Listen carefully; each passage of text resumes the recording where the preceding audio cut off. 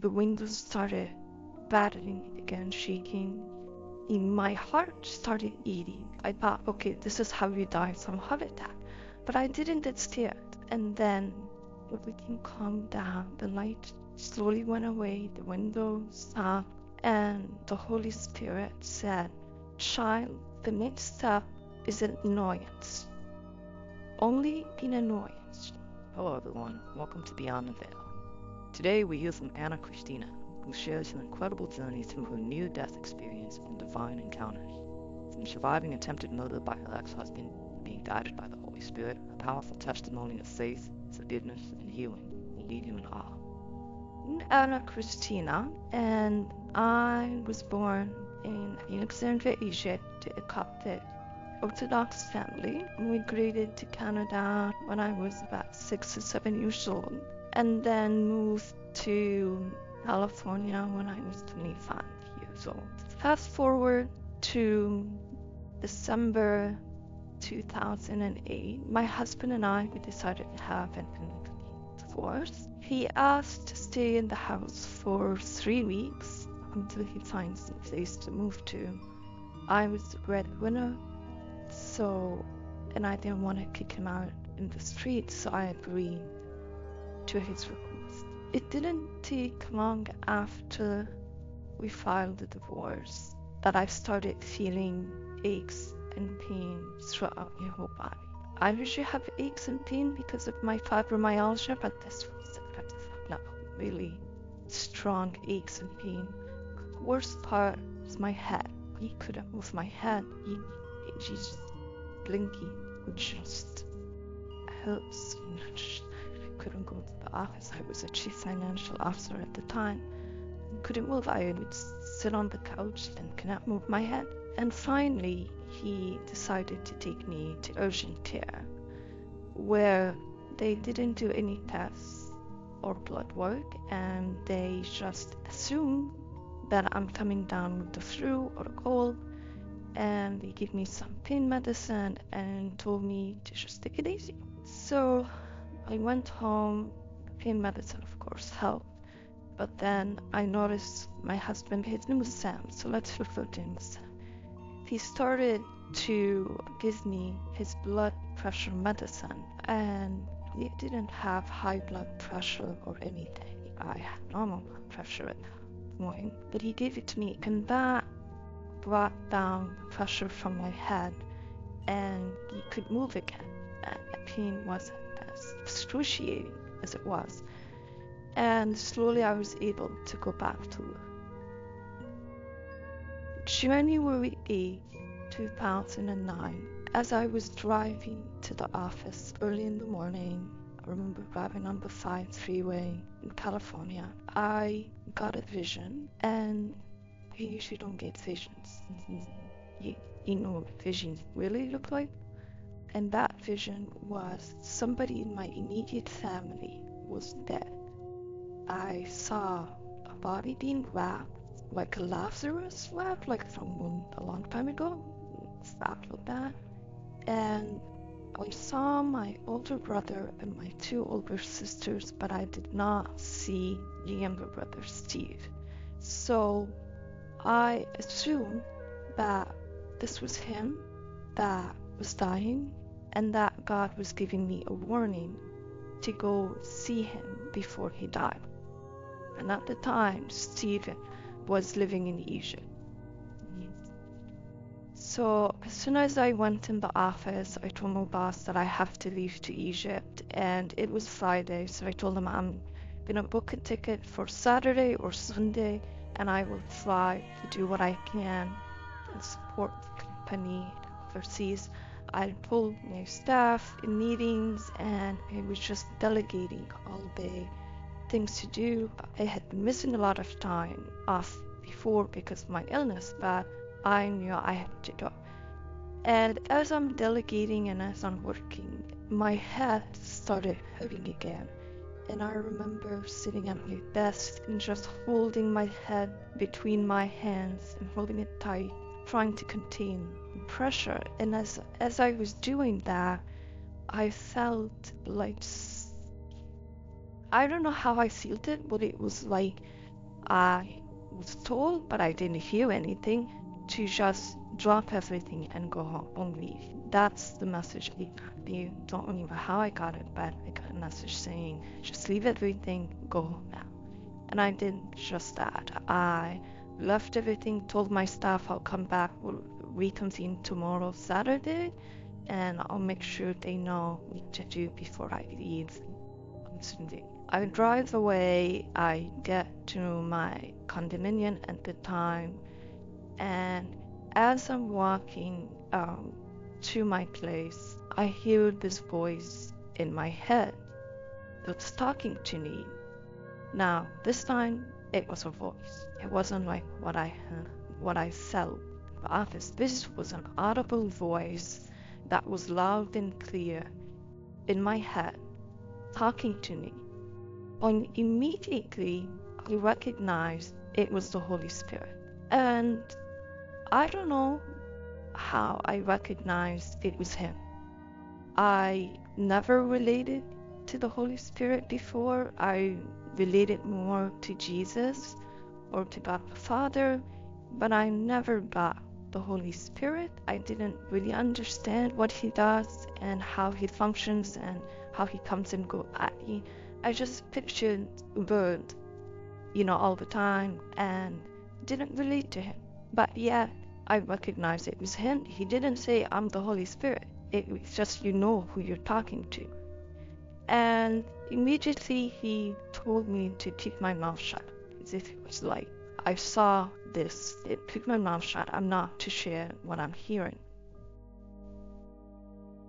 I continued walking up the stairs. Sam opened the door. Colleen, my daughter from the previous marriage, was there to greet me. Sam right away asked me, are you leaving tomorrow or the day after? I had called Sam and told him that I was going to leave to Egypt. He said, fine, I'll be in the house until you come back. So when he asked me if I was leaving tomorrow or the day after, I didn't. He was still in. He just told him, you can't think right now, I'll let you know tomorrow.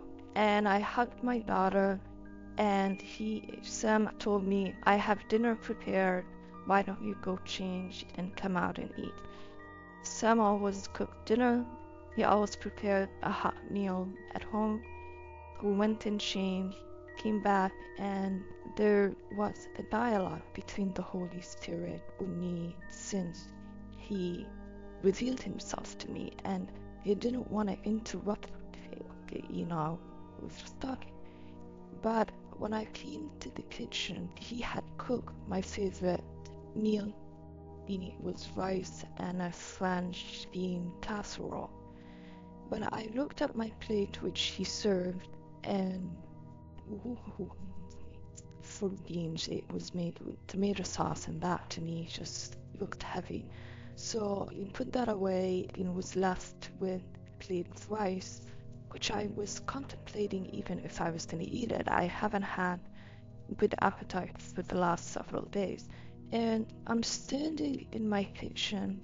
The fridge is right behind me, and the counter is there, and I'm standing looking at the plate. Do I really want to eat that, or should I just skip dinner?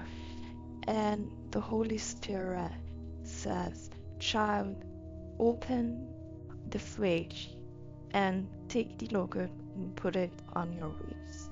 My favorite way of eating rice is plain yogurt and rice. It's a Middle Eastern thing.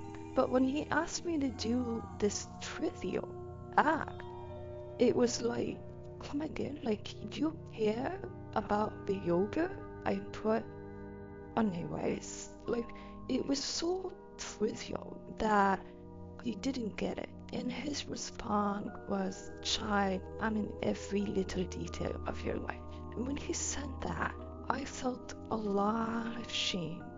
I felt like a fool that I had missed out on him. I was fully eat at the time, and he's telling me that he's been in every little detail of my life, and he ignored him. He really noticed or recognized him or didn't even try. I just missed out on him.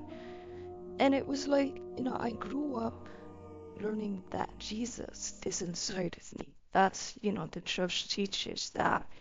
But I really, you believe in that, but then you don't really get it, because I'd always thought, well, Jesus is one and I am one of billions.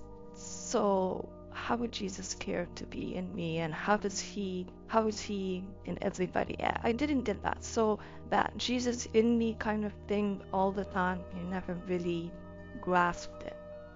But then in John, Jesus said that he's going to go be with the Father, and he's sending us his Spirit, the Comforter, that's going to be with us 24/7. He'll never leave us.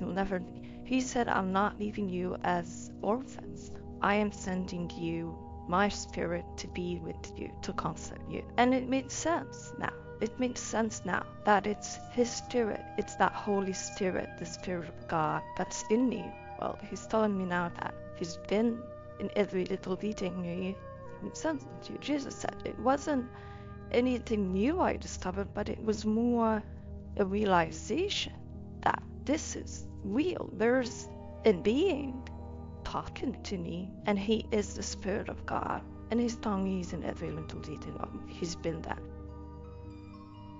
Once I got my mind around that, he did as he asked me to do, turned around, brought the yogurt, put it on my rice, sat and ate my plate, finished the whole thing.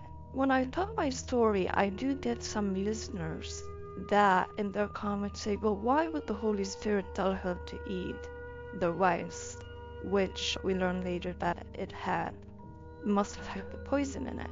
Why would the Holy Spirit tell her to do that? It must not be the Spirit of God. But in reality, what happened is he told me to do that because I needed to go through what I'm going to be telling you I went through. I needed to have this encounter. You needed to know what this man is capable of. This was the love of my life, even though he was a second marriage, but we discovered each other later. I actually divorced him several years earlier, but he came back into my life. He's a brilliant sociopath, and I was addicted to him. But I had my reasons in December to divorce him, and I needed to go through this encounter to really see what he was capable of. So after I finished, I put my plate in the sink, kissed Colleen goodnight, went to bed. And I'm in bed wondering what is going on. Why is the Holy Spirit speaking to me? I'm kind of like all these questions in my mind. And then he says, child, it's not your brother, it is you. When he said that, my heart just got so heavy. I was not ready to hear that it was me. I was not ready to die. All I could think about is my daughter waking up in the morning and finding me dead in my bed. That just broke me out. I wasn't ready. I don't think many of us are ready when we go to bed to hear this message when it's our time. And as my heart was getting heavier and heavier to realize that it's me that's dying, the Holy Spirit reminded me of a dream that I had about a few years earlier. And in that dream, I dreamt of Jesus, and my son and my daughter, Colleen and Andrew, and myself, we were walking with Jesus in this beautiful garden, and he had one arm around Colleen and the other arm around Andrew, when the three of us had our arms around his waist and were walking and laughing with him and just enjoying ourselves. When I woke up from that dream back then, we really didn't understand how the three of us had our arms around his waist, but we didn't stumble on each other's feet. But that night when I was about to die, it became clear to me that I was going to be with them, with my spirit. But Jesus got my children. And as I realized that, I was able to surrender my children to him and accept the fact that I was going to die. my heart was not as heavy, and just knowing that he'll take care of them made me more ready, or ready at all. But then he said, child, don't worry, you're gonna go on a journey and you'll be back to be my ambassador. And as soon as he said that, oh my goodness, I smiled. I was just, oh, I'm not buying that. It's just, what you want me to do? And he said, I just need you to relax. Stop thinking. I thought, that would be easy. Okay, I can do that. It took me a while to stop thinking because I have an analytical mind, being a chief financial officer, of course. My brain was going everywhere. But finally, he was patient with me and he helped me relax, and I held near him still. When it says, hold still, be still, and know that I'm God. The stillness is not a body, it's the brain. He did just that. So, stop thinking. And he said, I need you to shut your eyes. And no matter what happens, child, do not open your eyes. As soon as I shut your eyes, the white light came into the room. A light I've never seen or encountered before. It was a light, it's hard to describe it, the brightness of it. And it wasn't just the brightness of the light, it had a presence. It was a presence of, I felt it was God the Father. That's how powerful that bright light was. I felt he was there. And of course I wouldn't dare open my eyes. And right away to my right, the window started shaking and it felt like there's an earthquake. And then my heart started palpitating. And it started slowly, gently palpitating. And then it started stronger and stronger. And then it was beating really, really hard. And I was scared. And as soon as I got scared, everything shut down. The whole process shut down. My heart stopped palpitating or jumping. The windows stopped moving. The light disappeared. And here I'm lying up on my bed saying, shoot, we screwed me. And he just said, Sean, don't worry. This one you can't screw up. You just need to relax more. And I was relieved to hear that. So he said, I need you to stop thinking again. And it took me through the process. And it took me a while to thinking this time. But he was so patient with me. And then he reminded me again, no matter what, do not open your eyes. And I shut my eyes, and the whole thing started again. The bright light came into my room, and I felt the presence of God the Father. And then the windows started rattling again, shaking, and my heart started beating. And it beat harder and harder, and now it was like really bouncing. And I felt it was gonna out of my chest. I thought, okay, this is how you die from heart attack. But I didn't get scared. I was relaxed. I knew the process, and I didn't want to show the process. So I stayed focused on it, and I didn't get scared. And then we can calm down, and everything was quiet. The light slowly went away. The window stopped, and the Holy Spirit said, child, the next step is an annoyance. Only an annoyance, child. I said, okay. And right away, I felt a whoosh of pain that came right in my body. I remember the pain in my legs was like, I always compare it to somebody taking a sledgehammer and breaking my bones. That's how strong the pain was. But at the same time, he kept saying, it's an annoyance, child. It's an annoyance. And as he said it was an annoyance, I was concentrating on him. And that was taking the pain away. It was like, it's hard to describe. You can kind of know the pain is still there, but his presence was so overwhelming, and his coaching was just, it didn't matter what was happening to my legs, to my body. As I was concentrating on what he's saying, and he's telling me, child, it will pass, it's an annoyance. And it passed. And then I didn't feel the pain anymore. And I didn't feel anything anymore. All of a sudden, I was lying there and realized I'm not feeling anything. I'm not feeling from my head to my toes, nothing. And then I dared to ask him, am I paralyzed? And he said, yes, child, you are. Can I move my toes? He said, no, child, you can't. Can I try? He said, try, child, try. And of course, nothing happened. And I couldn't move anything.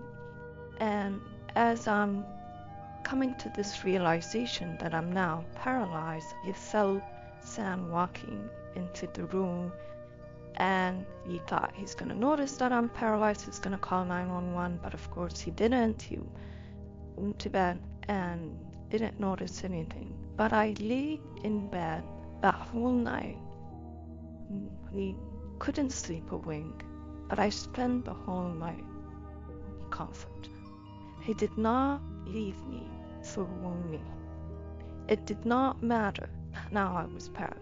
Having him talk to me online, telling me stories, downloading things from the Bible, he even answered all the questions that I had all my life, the questions I had to God, without me asking anything. Those questions were like, why is there so much hunger in the world? Why is there so much pain? Why disasters happen? All the questions we all asked. And I didn't ask them, but he was going question by question, answering. And somehow it made sense. I know now when I look at it, it doesn't make sense to me when I look at the evil and the pain around the world and the things that are happening and the suffering around us.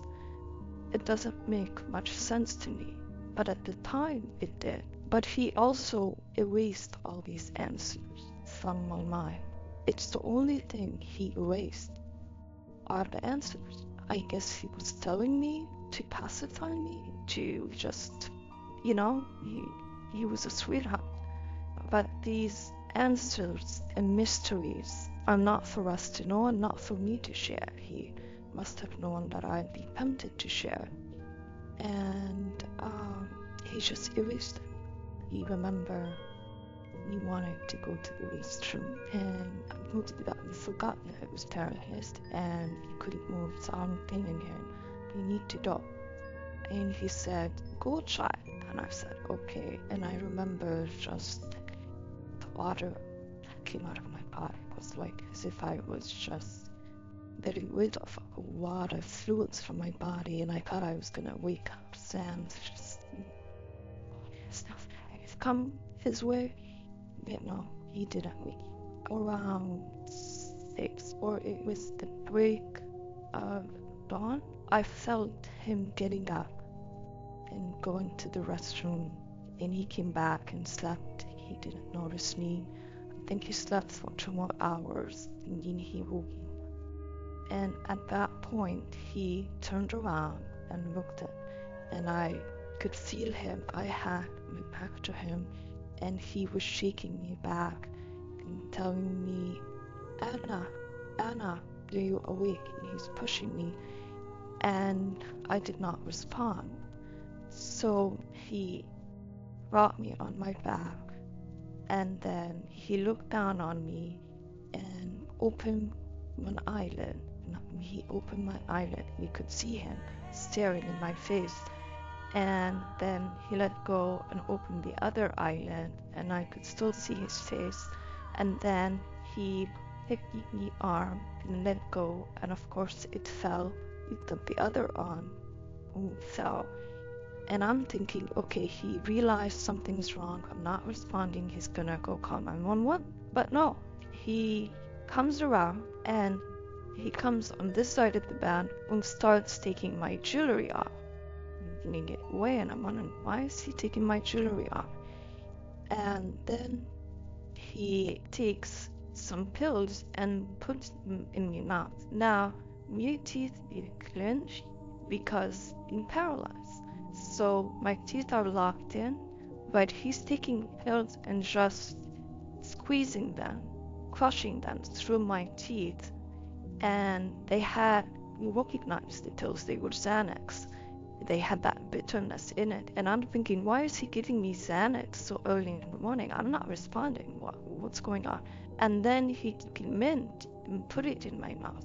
And again, he couldn't pass it through my teeth and just left it there. And I'm thinking, I must really stink that he's putting a mint in my mouth before he's going to call 911. And then he touches my body, my pajamas, and he goes, oh, you're wet. We need to get you out of these clothes. And I'm going, okay, he's gonna dry me up or put me in fresh clothes before he calls 911. That's nice. And he starts taking my clothes off.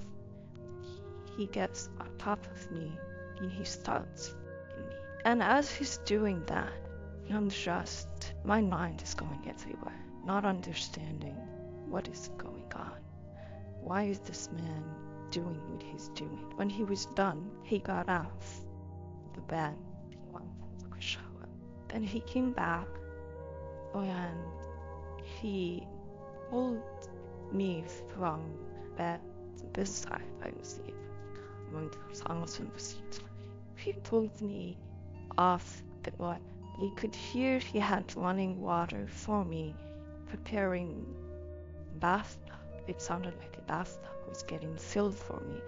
And he's trying to carry me off my bed to take me in there. And as he carried me, or pulled me off the bed, he dropped me where he couldn't carry me. I was too chubby to be carried.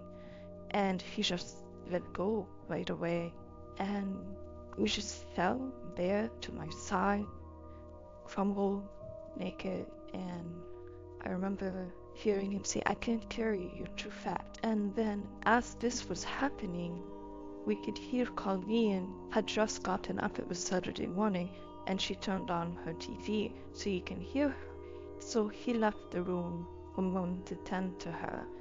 And I learned later from her that she said he prepared cereal for her and told her do not disturb me because I have taken a few Xanaxes and I did not want to be disturbed because I was sad over my brother dying in Egypt. So she respected that and she didn't come to check on me. And then I hear him coming back in the room and he starts pouring ice cold water in my body.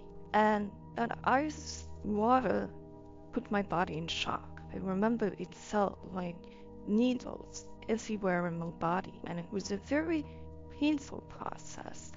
But right away, the Holy Spirit, like it was there, it kept saying, it will pass, child, it will pass. And then I saw a vision as I'm on the floor. I saw Jesus' hand, only his hand, next to my face, and it was a vision of them piercing the nail in his hand. And as I saw that vision, the needles that I was feeling in my body were nothing compared to Jesus' pain. And he felt ashamed that I was even, complaining. And he stopped doing that. I guess he ran out of water, left the room. And I'm still lying there, but the Holy Spirit is comforting me. The whole time, he did not leave. Just his comfort was just amazing. And then he came back and did the whole thing again with the water, and my body went into shock. And right away, I saw the vision of Jesus what passed. He left the room. And I'm thinking, why isn't he calling 911 on all? Like, he didn't understand what was happening. But then he came in, and this time he bent down and he held my nose shut. And he held it there for a long time. And I couldn't breathe from my mouth because my teeth were clenched. But as he held it there for a long time, he suddenly as a reflex, went and my mouth was opened. And as my mouth opened with that reflex, it startled him. And he left the room. And this is when I remembered my $1 million life insurance. I had forgotten. So he was still the beneficiary of $500,000. And it slipped my mind. I didn't think of canceling it since we filed the divorce. And now it all makes sense. So he comes back in the room and does the same thing again. He holds my nose shut. He opened my mouth out of the reflex. He gets startled. Let's go. He leaves the room again. Then he comes back a third time. And this time, he holds my nose shut, but he gently puts his hand on my mouth, the 3 fingers. So he's holding my nose like this, and gently put the 3 fingers on my mouth. At that point, of course, I couldn't breathe. There was no reflex, and my lungs started to collapse. I just couldn't breathe. I knew this was it. To be honest with you, I did not want him to remove his hands. By that time, I was ready to go. Because as he's doing that and as I was suffocating, I saw Jesus, but up to his robe, like up to his knees, or a little bit over, because I could see his arm stretched towards me. I couldn't see the rest of his body, just his arm stretched towards me as he's standing there. And I wanted to go with Jesus. I wanted to go with him, and I didn't want him to go without me. I didn't want to let go. And I knew he could remove Sam's hand. He could stop this. But I didn't want him to. I wanted to go with Jesus. And it's not like you realize, oh, I'm dead now. Or you think, like, there was no end and then a new beginning. There was no darkness and then I saw the light. No, your soul just keeps on going. You look back and you see your body and it's just on the floor. It didn't matter. And everything Sam was doing to me didn't matter because the comforter was with me. But when I stepped on the other side, it was Jesus that was discovering me. And it was an amazing feeling. I remember seeing the sky. The first thing I saw was white clouds everywhere. But the whiteness, like whiter than white, it's just bright white clouds that opened up slowly. And then you can see this beautiful blue sky. And again, bluer than blue, just beautiful. I don't know, on the other side, colors are just so vibrant and different. And then around the sky were these giant animals flying. Now, these animals I've never seen before. They're not earthly animals that are flying. They're big animals flying. And they had these gorgeous colors, multicolors on each one of them. It's just amazing colors that you don't see. Like, it's hard to describe the beauty. And then I remember standing at the top of a hill, like a grassy hill, and I was standing there, and at the bottom, like, I could see a meadow of greenery. And at the end of that meadow, I could see a bride. But she had her back to me, but she was far, and everybody was preparing a wedding, and like there's a banquet going on, and they're preparing her, and I'm thinking, is that me? Like, because in Christianity, in the Bible, like it says when we die, we are the brides of Jesus. So I thought that must be me. So I wanted to go and see who it is, but somehow we couldn't. You didn't see her. I couldn't come in front of her, and I found myself going into an indoor space that had a very long corridor with huge, beams on each side, and you're walking. I was walking in, and as I'm walking on my right side, I see this majestic chair that's sitting there, and there's a lady sitting in it, but she's covered with a veil, like a white veil. And I wanted to see who she was. I wanted to see her face, but the veil, you couldn't see through the veil. When I first saw her, I asked who she was. When I first came in, I said, "Who is she?" And somebody told me, "She's the cutest of all." But I kept on walking, and he came to another door, another gate, and that gate or door or an entrance area, I saw a body of light. That body of light was my mother. She didn't have, or couldn't see her face. She didn't have features, but I recognized her soul immediately. Like, you know who that is. I knew that was my mother, and she was greeting me there, and she took me in, walking in this page, and as we're walking in amazement, okay, I'm in like joy. It's hard to describe what you feel. And I see my sister Nadia walking towards me, another body of light, a little bit taller than my mom, but immediately again I recognized it was Nadia. And that was the sweetest thing ever, to see Nadia in heaven, because Nadia had committed when she was 35, and she was in a horrible, deep depression, and I always wondered where she went.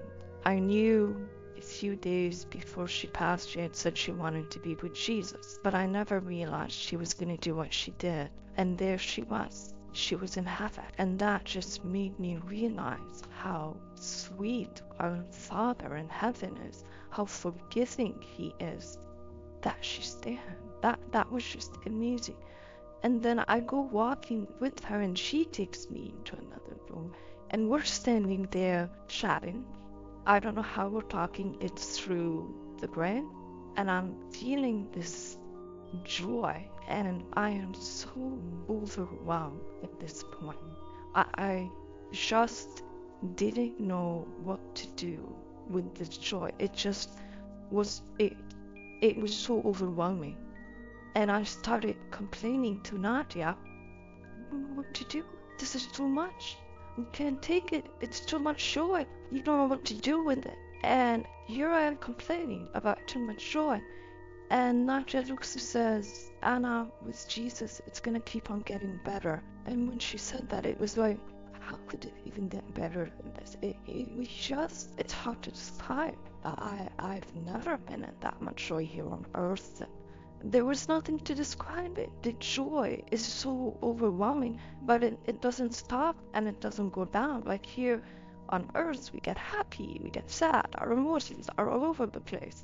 But this was like an ecstasy that just keeps on getting better and better, and it's just incredible.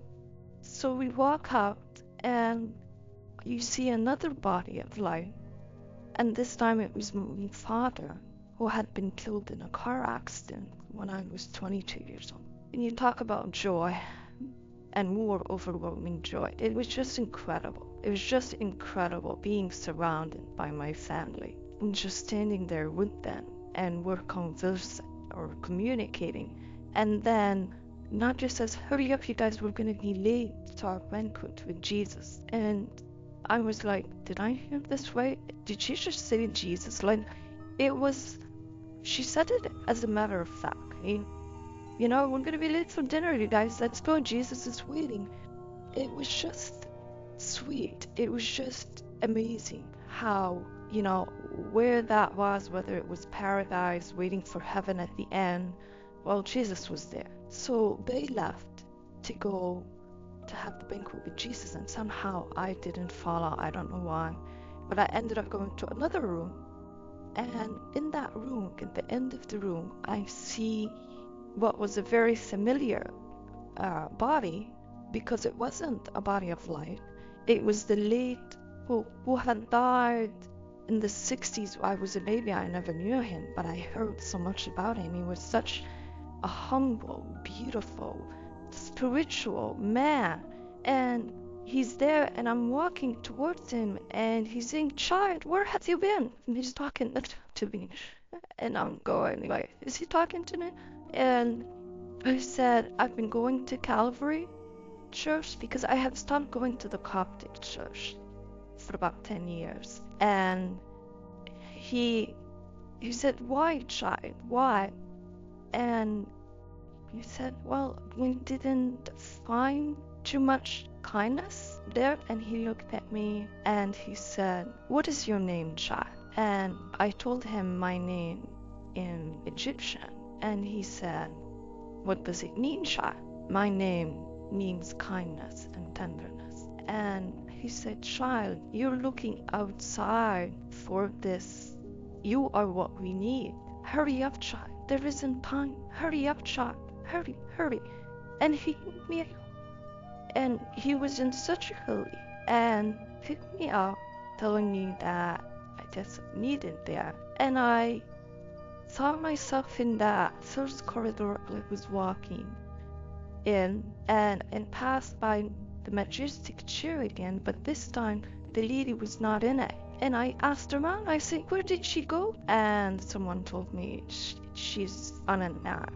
And I'm going, oh my gosh, I have errands enough. So I walked out, and then Jesus revealed his face to me. It was amazing. I was in, but he slowly, I saw his face. Just slowly, he revealed his eye, his nose. It was just, I was in awe. But that was the last thing I saw in heaven. I found myself looking at the freeway, where the 5 freeway and the 405 freeway come together. If you live in California or in Irvine, you would know what that is. And the world looked very dry compared to where I was. And then I saw my bedroom, and Sam was lying in bed, and my body was next to him. He managed to get me off the ground, and he's holding me. And as soon as I saw that, I couldn't stand him touching my body. He jumped in, my soul went right in my body, and I jumped out of bed, and I stood at the foot of the bed because I couldn't handle him touching me. And I'm still naked. He didn't cover me, and I'm standing there, and the look on this man's face was just priceless. I wish I had a camera. Thanks for watching today's video. If you want to learn how to create a profitable YouTube channel like this one, click the link in the description and let us show you how. See you on the next one.